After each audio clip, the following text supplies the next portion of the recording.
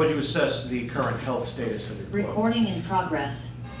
I would report it as being fairly good. Yeah, Idan Toklamati's trained all week, so he's back to full fitness. Obviously, Dunby has been training and getting back to fitness. Nathan Byrne, he'll see a specialist today, I believe. So we'll find out a little bit more how he can step up his return to training.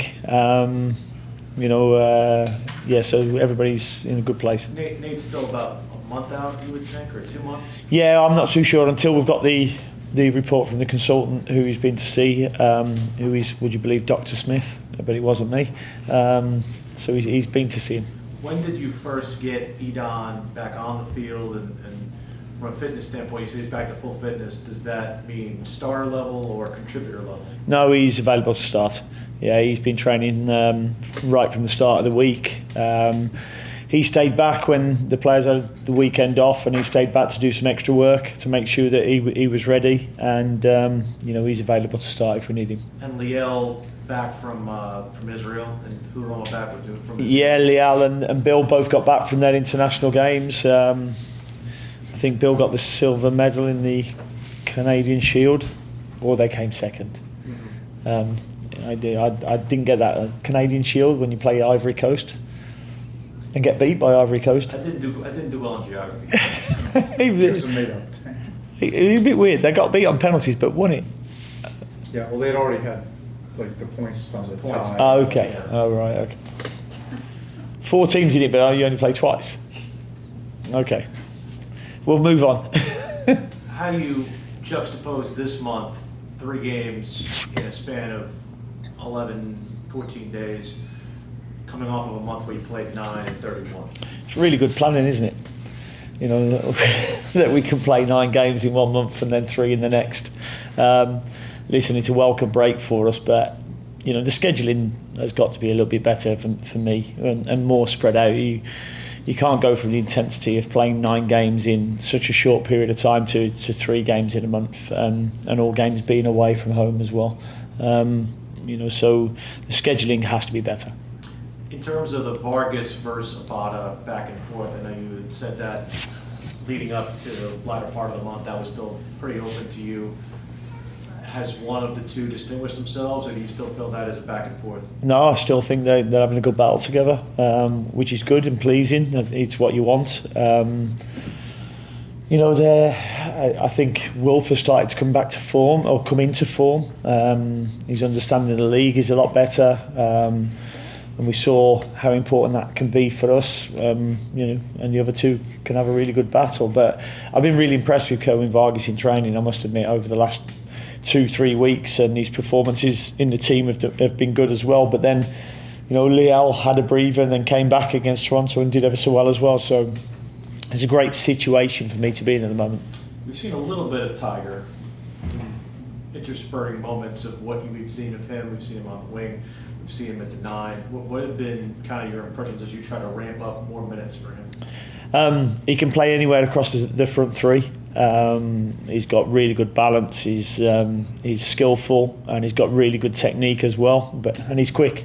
So it's what the defenders actually don't like, playing against somebody who can, get into a race with them and beat them and go and running behind. And he's got that in abundance. What he needs to do is put the full package together. That's what we're working with him to do.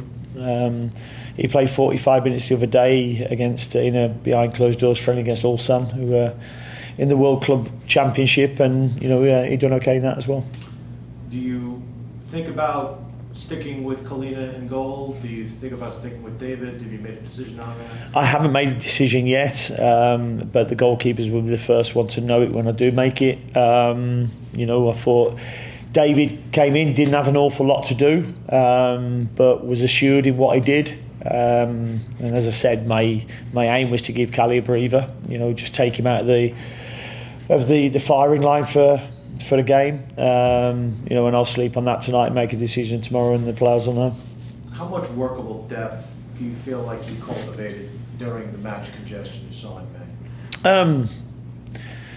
we've had to use a lot of players over the month because we had injuries. Dumbia was coming back. We had Nathan Byrne injured, so Jaquil got to play a lot of minutes. Nick Scardina got to play a lot of minutes. You know, and the younger players with the US Open Cup as well. So we've got a lot of minutes into some bodies, but you know, that for me was too congested. There's a lot of travel, not much time at their homes, no time to coach. So it's been nice to get on the training ground and do a little bit of coaching. And just lastly, what are your thoughts on Villanova? They've got off to a really good start this season. From what I've seen, they're very aggressive in how they want to win the ball back. Can be direct. They've got players that are running behind, but they can play as well. So, you know, a really good all-rounded team that, you know, we're going to be up against and looking forward to it. Steve, take care. With the break and stuff, considering that all that congestion that was there, was the length of this break now, was it conducive to getting people healed? Also, you didn't have, with two guys away on international duty, less games while they're away. Yeah, no, it's certainly good for us to get that breather. We needed it. We needed the rest and recuperation to recover from what was a grueling schedule. 7 games out of 9 in a month away from home. You know, listen, I've been in the Championship when you're playing Saturday, Tuesday, but never anything like that. And I think Miles, who's been in the league since he was born in 30 years ago, I think, said he's never seen a schedule like that. So, you know, we've come through it, a little bit bruised and battered, but we got through it in the end. And, you know, the team has made, you know, defensively there's been errors and mistakes that have, you know, cost points, cost goals through this. Did that also give a chance to just put that further in the past?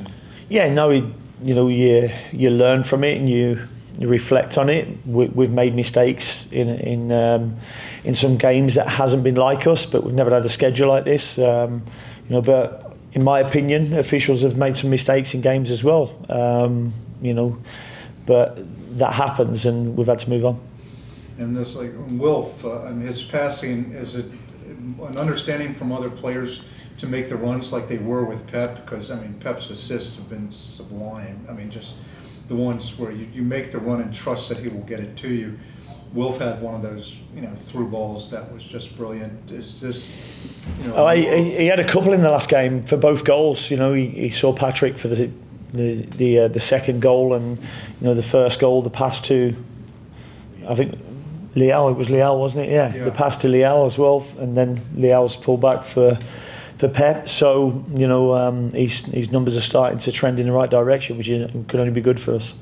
Yeah, because Leal and Pep had that communication, you know, early in the season with just a brilliant fall through that beat 3-4 players, and now with Wilf's doing that too, and players making these runs, it should be very exciting. Yeah, it should be, and you know, we've gone from being a real strong defensive team to one that's creating a lot of chances at the other end as well, but unfortunately giving up too many goals at our end. So we've got to find the happy medium between that as well, in keeping clean sheets, but also keeping the amount of chances we create. Well, that was your focus last year, was tightening up the defense, and that happened brilliantly with, you know, just becoming the second best defense in the league. Yeah. Did you give up some of what you instilled last year in order to create the more? I don't think we did. The structure hasn't been too different to what we wanted. You know, we've brought in some extra attacking flair, as you can call it, by bringing Wilf in, but our structure has not been any different. But the biggest difference is we've made big mistakes for goals. You know, Callie has made some big mistakes for, you know, first goals in games, which he hasn't normally made, and Andrew Privett's made a couple. We could give more penalties away, you know, in May, I think, than we did the whole of last season. So, you know, it's been a frustrating one. Yeah, and with Kerwin, what is it that has elevated his game? Is it a maturity? Is it just a switch is flipped? Or? No, I think there's maturity there. I mean, it was nice at the start of the week. We presented him with a shirt for reaching 100 appearances for the club.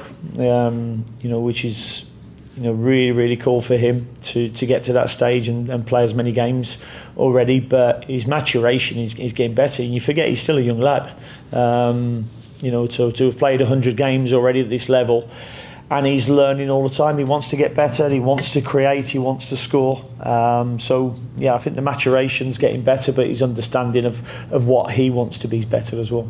Thank you. Cheers. Thank you. Hey, Dean. Hey, Carol, how are you? I'm no see. You look at you.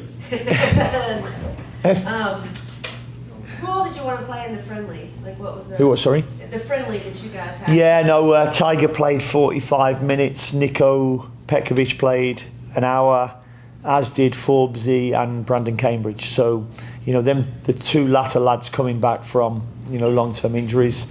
Hamstring from Brandon. Hamstring as well for both of them, and Niko hasn't had as many minutes as we would like, so he got run out as well. Does that mean they're poised to play? No, Forbesy and Cambridge wouldn't be ready to play yet. 60 minutes was as much, for their part of their rehab of return to play. But Niko's available. And you mentioned Byrne. Is he doing some cardio kind of stuff now? Yeah, he's been in the Ultra G and running in there. I'll be ripping the plaque off his medical bed because there's already one. Nathan Byrne lies here. He's in there an awful lot at the moment, and it's every day's like a spa day to him at the moment. So we're making sure we get him out of the spa and onto that training pitch as soon as possible. He'll probably want to do that just to make you be quiet. he will do, definitely. But his wife's telling me that he's doing the same at home as well. So, so when Patrick's playing and Tim Ream are playing in the national team, do you watch those games and do you communicate with them at all? Yeah, no, I always wish them the best before the games. They've had a couple of tough games. The States have. I don't understand them being a tournament now. I mean, we've got the World Club Championships and we've got the Gold Cup. When our Premier League is still going, I find that strange. The MLS is the Premier Soccer League in the country. Yet we've got two competitions going on at the same time. I find that strange. And there's got to be some reason for us to either break or, as I've said before, move to another calendar. And with Zaha, I know there was that one game where y'all changed formation and let him get a little bit more central. It does seem like in the last couple of games he's getting more single coverage than double. Are you moving him to just single? No, he's learning about the other players' movements as well. So we've got some really good opposite movements going at the moment, which has been good for us. If you drag in a centre back in, then the space is going to be the other side of him. So Wilf's clever enough to know when to come off the line and when to stay on the line. So it's been really good. His fitness levels are up where they should be now as well. So he's in a good spot. Thank you. Cheers. It's good to hear about Nathan. That was actually one of my questions, if he was biking or running. You mentioned Vargas and him. You were happy with his training. Like, what in particular has impressed you? His quality overall. His quality of his delivery, his quality of his passing, but his finishing as well. I feel sometimes, his finishing has been hard or harder. And I've just said, listen, I'd rather see you pass it into the net, make it sometimes into a pass into the corners. I think the finish he had, I can't remember the game, it might have been that. It was the Columbus game and he hit it at the keeper and he just parried it over the top of the ball. And I'm saying, keep them low, make the goalkeeper work. And he's taken a lot of that on board and his finishing is a lot better place. So some of those lower XG shots that he takes from outside the area, do you encourage that? No, or? no. Okay. Yeah, I just wanted to make you clear. I'm definitely not for. He comes onto his left foot and he's off balance from 25 yards and trying to score what we used to call a World Cup Willie goal. Higher chance scoring areas. That's where, inside the box and then make the goalkeeper work, keep them low, make the goalkeeper get down and work. Yeah, I feel like we've seen less of it last few games. Yeah. And then Scardina, just him getting some minutes, him really his first time in MLS. What's your like overall takeaway of what you've seen him be able to do in the month of May? I think he's shown that he can come in and be really steady for us. He's had to perform against some good teams as well, and he's not let us down in any of the games. He had to play, I think, 7 games on the spin, and did really well for us.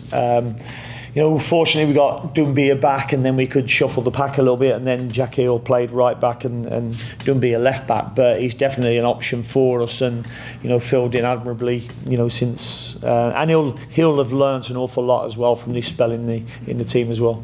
Yeah, you have shuffled the pack a lot. I mean, like due to injury, rotation, all those things. What have you learned about those players in particular in terms of like where they are, whether that's center back, outside back at that time period? Maybe that is like stretched you at times? It stretched us at times, but sometimes they need that as well. These players need to sink or swim sometimes, and they've had their armbands on, and they've been swimming in circles at sometimes, but other times they've come through it, and I think they're in a better place now for certainly the second half of the season. What are you hoping this break does for your team? I think it will rejuvenate us. I mean, it was nice to go into the break with a win, an away win as well. But on top of that, a really good performance as well. Hardly any opportunities against us, and created some really big chances in that game. So pleased with that. And then the lads, even though they've had a few days off, have still worked extremely hard. But it's got some coaching moments into it as well. So we can retrain and re-emphasise some of the things that we felt that we were missing. In like training this week and everything, have you seen like that break be helpful to some of these players to get some like not just physical but also like mental rest? Yeah, no, it's definitely been helpful to quite a few of them. Just to spend a few days at home with the families and get rested up. For me, it was a struggle because I had a stag weekend in New York and didn't get too much sleep there. So, but it was my son's stag do. So, bachelor's party. Sorry, here isn't it? Bachelor's party. Okay. Yeah. So I'm fully recovered from that, and looking forward to the game this weekend. But yeah, they look good, the players, and they're looking forward to the game now as well. You got all your electrolytes, you're like back, ready to go. Definitely. I needed them in LaGuardia on Sunday afternoon, that was for sure. Yeah, it's not a funny, unfortunately, regardless. Cool. Thank you. Cheers. Steve. World Cup Willie, that was the '66 mascot. It was, yes. Yeah. And just 2 wins in Canada, that maybe Charlotte should be champions of the We should hold the Canadian Shield. Yeah, I mean, but I don't actually know what that is, to be honest. So well, nobody does. But this, it took a while. Charlotte had not won in Canada, for a bit. So that's a big change there. And granted, they're not the strongest teams as they've been in the past. Going towards Philadelphia, though, here, what is the biggest concern in facing a team that's playing as well as they have been? I mean, listen, we'll give them the respect that they deserve. The top of the Eastern Conference at the moment. They've been really aggressive with how they play. Their numbers are impressive, but we don't fear anybody on the road now. So I think whether you're going to Toronto or whether you're going to Miami, it shouldn't matter. The players know that they can go away from home and win games. Any special plans for Baribo? I think he's injured. Is he? I believe he's injured. Okay, it's too bad because he's had really a breakout season. Yeah. And stuff. Well, let's hope he's injured. for just this week. For just this weekend. I know we've talked a lot about you like to leave a lot of the stuff recruiting-wise to the sporting department, but like in the case of something like Malanda, who's a very impactful player for you, and there's rumors about teams looking after him, like, do you ever go to Z and are like, hey, if we have to lose this player, we have to be able to replace him or something along those lines? Or without a shadow. There'll be players who we have at the club who other teams will look at and like, and every player in the world has a value. I'm aware of that, but unless that value is met, and the other side of it, and this is where I will have the chat with Zoran and Bobby, is the value can be met, but we need a replacement. You know, if we want to win things, then we need a replacement. You know, we're not going to just sell our best players without having a replacement lined up. So, you know, there's a lot of things that have to line up for, you know, moves for our better players. Do you think that this is and again, I know it's only a month away, but do you think it's a transformative window for you guys, or do you think it's a get one or two pieces type of thing? I think it'll be one or two pieces. There won't be wholesale changes. You know, this is a team that's, you know, only been together really for 18 months under me. You know, and we've not bought loads of players in as of yet, but at the moment we're fairly happy with what we've got. But we know that we're going to have to make some movements in this window. Or does this window close and then open again, or something like that? It's a unique I'm losing track of that. I have one more question. Yeah, okay. Get John's We'll wrap up. attention. I know nobody says in the moment that it's hard to play in the heat, but then I interview people the next year and they go, oh, coming to the States, it was so hard. I mean, when you have a player like Wilf who's not played in the summer of Charlotte, is there anything you do to prepare him for it? He's played in Turkey. Okay. Yeah, Turkey was hot. So he certainly knows how to deal with that. I mean, listen, just the last 3 days, I've just noticed I've checked training back a little bit. So we've not done as much as we would normally because I've just felt the temperature gauge just go up a little bit over the last week or two. So, you know, it's right now to just cut our training back a little bit. Thank you. Cheers. You save on sun cream, probably. Sorry? You save on sun No, cream. not me. Not me. You gotta put it on in the winter. Yeah. Seriously. Thanks, Steve. No worries. Thank you very much.